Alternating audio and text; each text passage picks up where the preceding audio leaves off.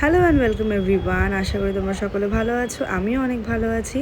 তো আজকে চলে এসেছি হচ্ছে একটু হেয়ার কেয়ার করতে, কারণ সামনে যেহেতু পুজো, আর এই উপলক্ষে কিন্তু আমার চ্যানেলে আসতে চলেছে পুজো সিরিজ। কারণ আমার বাড়িতে হয় হচ্ছে পুজো অনেক বড় করে, তাই সব কিছুই তোমাদের সাথে শেয়ার করব। তাই আজকে করিয়ে নিচ্ছি হচ্ছে একটু ন্যানোপ্লাস্টিয়া, একটু হেয়ার ট্রিটমেন্টও হয়ে যাবে, সাথে একটু মেকওভারও হয়ে যাবে। তাই ন্যানোপ্লাস্টিয়া করতে কিন্তু আমার মোটা লেগেছে হচ্ছে 2 দিন।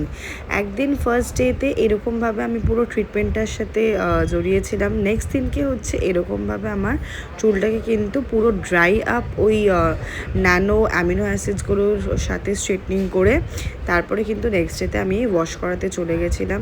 তো সুন্দর করে ওয়াশের প্রসেসটা হয়ে যাওয়ার পরে আমি চলে এসেছিলাম হচ্ছে এইখানে। এটা হচ্ছে লিও নেল স্টুডিও। এটা আছে সিসি1-এর ভেতরে। যদি কেউ ভিজিট করতে চাও তাহলে করতে পারো। এখানের রিভিউজ কিন্তু আমার কাছে সব সময় ভালো। আমি আজকে থেকে প্রথমবার নয়, আমি অনেক দিন আগে থেকে, অনেক বছর আগে থেকে বললে ঠিক হবে, আমি এখানে নেল এক্সটেনশনস করাই।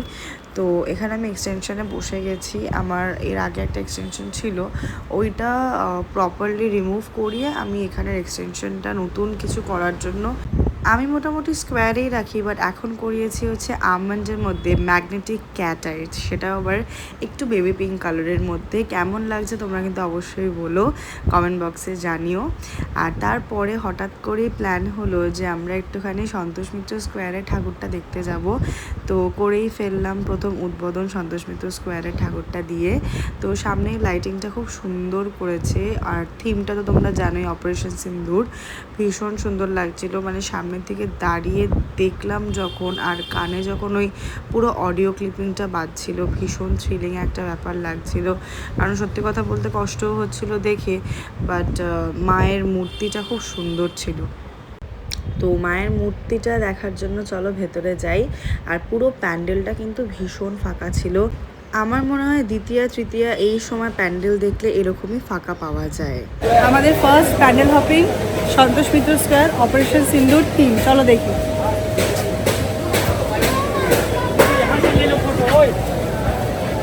প্যান্ডেলে প্রবেশ করা মাত্রই কিন্তু ওপরের দিকে দেওয়ালগুলোতে পুরো ঘুরে তাকিয়ে থাকলে কিন্তু বুঝতে পারবে যে প্রত্যেকটা ইনবিল্ড করা ওম্যানের কিন্তু এজের একটা করে মূর্তি রয়েছে। মাঝখানে মায়ের মূর্তিও ছিল। ওপরের ঝাড়টা দিয়ে যে ডিটেলিংয়ের ত্রিশূলটা বেরিয়েছে সেটা খুবই সুন্দর। তার সাথে সাথে মায়ের মূর্তি, উফ অসাধারণ। আমার তো দেখে জাস্ট দারুণ লেগেছে। আমি তো খানিকক্ষণ ধরে মাকে দেখছিলাম, আমি চোখ সরাতেই পারছিলাম না, এত অপূর্ব করেছে। এভাবেই পুরো দিনটা কমপ্লিট করলাম। তো যদি কিছু ভালো লেগে থাকে তোমাদের এই ব্লগটাতে, তাহলে কিন্তু লাইক শেয়ার সাবস্ক্রাইব করতে ভুলো না। আর দেখা হচ্ছে অন্য কোনো ব্লগে। Bye bye.